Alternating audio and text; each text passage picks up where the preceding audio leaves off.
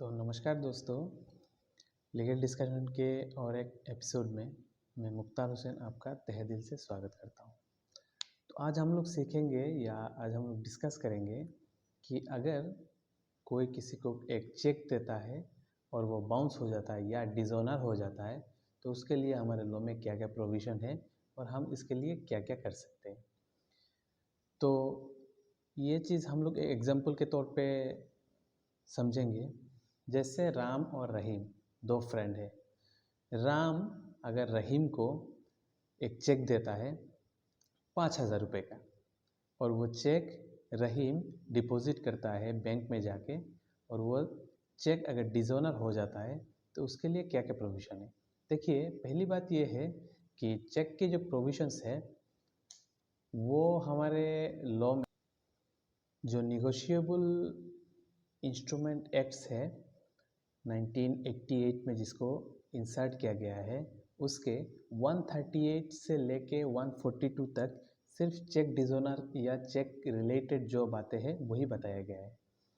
तो अगर हम लोग जो एग्जांपल दिए थे कि राम और रहीम, राम अगर कोई चेक रहीम को देता है 5,000 रुपये का, तो रहीम अगर डिपॉजिट कर देता है वो चेक बैंक में जाके और वो डिसऑनर हो जाता है तो रहीम को ये चीज़ ध्यान पे रखना होगा कि एक चेक डिपॉजिट करने का वैलिडिटी होता है 3 मंथ्स।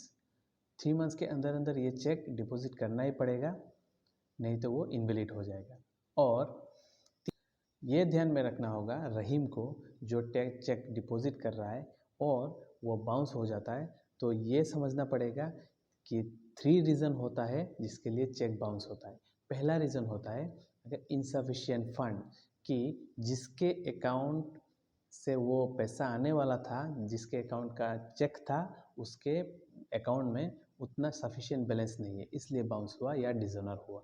सेकंड रीज़न ये होता है कि क्लोज्ड अकाउंट, जिस चेक दिया गया है उस चेक का आपका जो खाता है, अकाउंट है, वो क्लोज्ड हो चुका है, इसलिए डिसऑनर या बाउंस हो गया।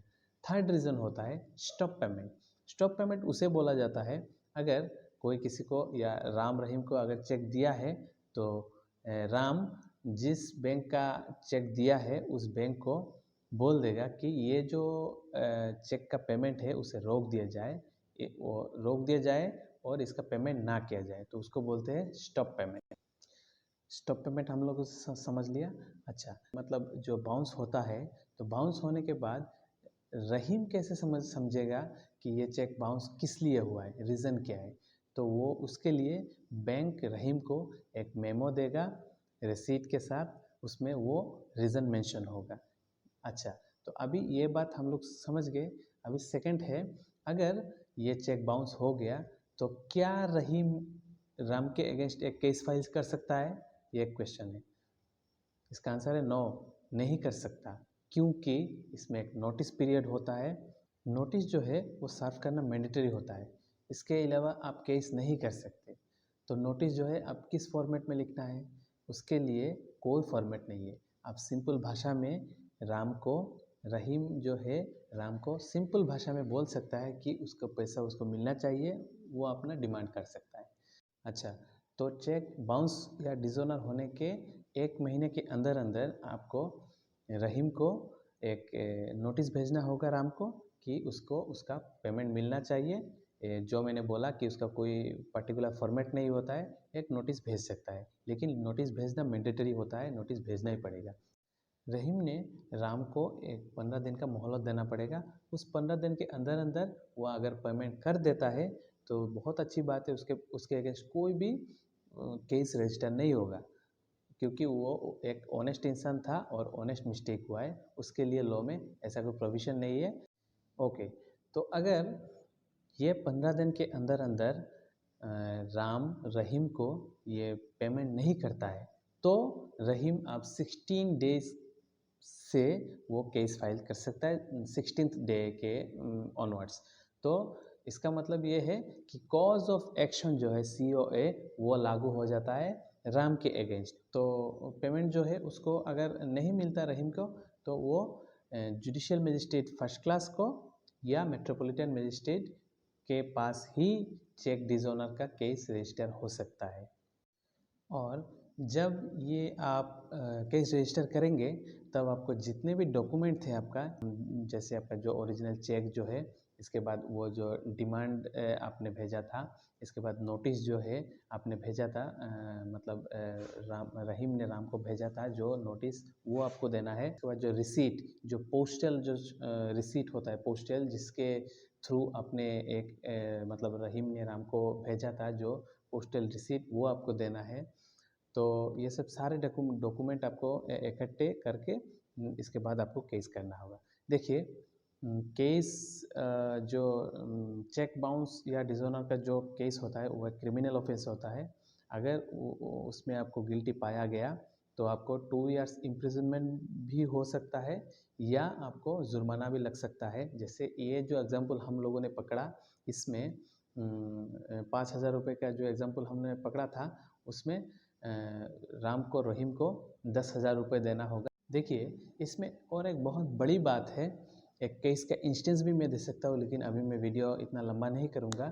तो इसमें एक बहुत इंटरेस्टिंग बात है इंडियन लॉ के हर सिस्टम के बारे में, कि अगर देखिए इतना तक अगर आप गिल्टी भी पाए गए इस केस में, या आपका केस चल रहा है या बहुत दूर तक चला गया केस रजिस्टर करने के बाद, इसके बाद भी अगर आप सहमत हो जाते हैं कि मतलब जो चेक का डिसऑनर का केस है या बाउंस जो अमाउंट हुआ है वो अब राम अगर रहीम को दे देता है, तब भी वो केस विड्रॉ हो सकता है।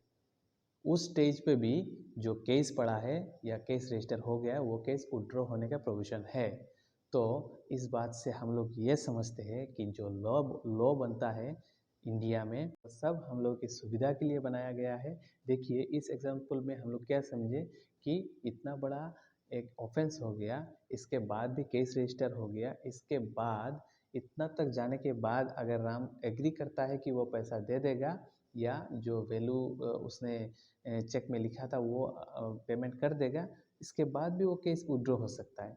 तो लॉ का सिस्टम ऐसे बना हुआ है, just to simplify the things, just to ये सारे चीज़ ठीक करने के लिए या सिंपल करने के लिए बनाया गया है, हैरेस करने के लिए नहीं बनाया गया है। तो आज हम लोगों ने डिस्कस किया कि कैसे एक चेक डिपॉजिट किया जाता है, या कैसे एक चेक बाउंस होने के बाद या डिसऑनर होने के बाद उसको टैकल किया जाता है। Hope you like the video, please share the video and subscribe my channel.